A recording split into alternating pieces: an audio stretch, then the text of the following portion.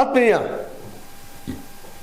H16 news ಅರ್ಥಾತ್ ಚಿತ್ರನಮಗೆ ಸ್ವಾಗತ. ನಾನು ನಿಮ್ಮವ MI ಅಥವಾ ಮಲ್ಲಪ್ಪ ಜೋತವರು. ಆತ್ಮೀಯರೇ,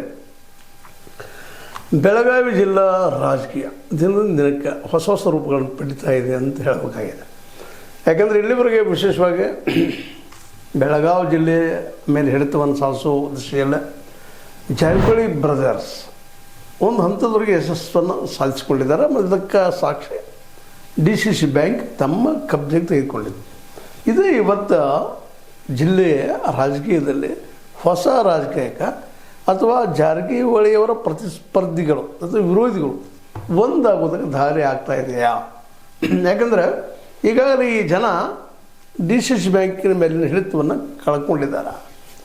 ಒಂದು ವಿಷಯದಲ್ಲಿ ರಮೇಶ್ ಕತ್ತಿಯವರು ಯಶಸ್ವಿ ಆದರು, ಹುಕ್ಕೇರಿ ಭಾಗದಲ್ಲಿ ತಮ್ಮ ವಿದ್ಯುತ್ ಸಂಘವನ್ನು ಉಳಿಸಿಕೊಳ್ಳುವ.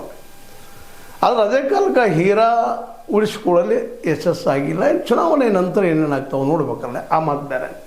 ಆದರೂ ಅಲ್ಲೂ ಚುನಾವಣೆ ಆಗುವಂಥ ಸಂದರ್ಭಗಳು ಬರ್ತಾಯಿದ್ದಾವೆ. ಜೊತೆಗೆ 2028 ಜೊತೆಗೆ ಅದ್ರ ಜೊತೆಗೇನು ಈ ಸ್ಥಳೀಯ ಚುನಾವಣೆ ಇವು ಸಹಿತ ಇವತ್ತು ಮುಂದೆ ಬಂದಿದ್ದಕ್ಕಾಗಿ ಇವತ್ತು ಆ ಭಾಗದಲ್ಲೇ ಒಂದು ಹೊಸ ರೀತಿಯ ಹೋರಾಟ, ಉಳಿಸಿಕೊಳ್ಳುವ ಹೋರಾಟ, ಅಸ್ತಿತ್ವದ ಹೋರಾಟ ಬಂದದ್ದು ಇವತ್ತು. ಯಾಕಪ್ಪ ಅಂದರೆ ಇಲ್ಲಿ ಉಳಿಸ್ಕೊಳ್ಳಿಲ್ಲ ಅಂದರೆ ಅಸ್ತಿತ್ವವನ್ನು ನಮ್ಮದು ನಾವು ಭವಿಷ್ಯದಲ್ಲಿ ಇಲ್ಲ, ನಮ್ಮವ್ರಿಗೆ ಭವಿಷ್ಯ ಇಲ್ಲ ಅನ್ನೋ ಸ್ಥಿತಿಗೆ ಸ್ವತಂತ್ರವಾದ ಮೀಡಿಯಾಗೆ ಬೇಕಾಗಿರುವುದು ಸ್ವತಂತ್ರ ಧ್ವನಿ. ಆ ಸ್ವತಂತ್ರ ಧ್ವನಿ ಉಳಿಸಲು ನೀವು ಮಾಡಬೇಕಾದದ್ದು ಇಷ್ಟೇ. ಅದೇನಪ್ಪಾ ಅಂತಂತಂದ್ರೆ ನಿಮ್ಮ ಕೈಲಾದಷ್ಟು ಸಹಾಯ ಈ ಚಾನಲ್ಗೆ ಮಾಡಿ ಹಾಗೂ ನಿಮ್ಮ ಧ್ವನಿಯನ್ನು ಕಾಪಾಡಿಕೊಳ್ಳಿ. ಇಡೀ ಜಿಲ್ಲೆಯ ಪ್ರತಿಯೊಂದು ತಾಲೂಕಿನ ಪ್ರತಿಯೊಂದು 18 ಶಾಸಕರ ಇವತ್ತಿನ ಅಳಿವು ಉಳಿವಿನ ಪ್ರಶ್ನೆ ಆಗಿದೆ. ಯಾಕಪ್ಪ ಅಂತಂದ್ರೆ ಇಲ್ಲ ಅಂದ್ರೆ ಒಂದೇ ಕುಟುಂಬದ ಆಡಳಿತದ ಅಡಿಯಲ್ಲೇ ಇಡೀ ಬೆಳಗಾವಿ ಡಿಸ್ಟ್ರಿಕ್ಟ್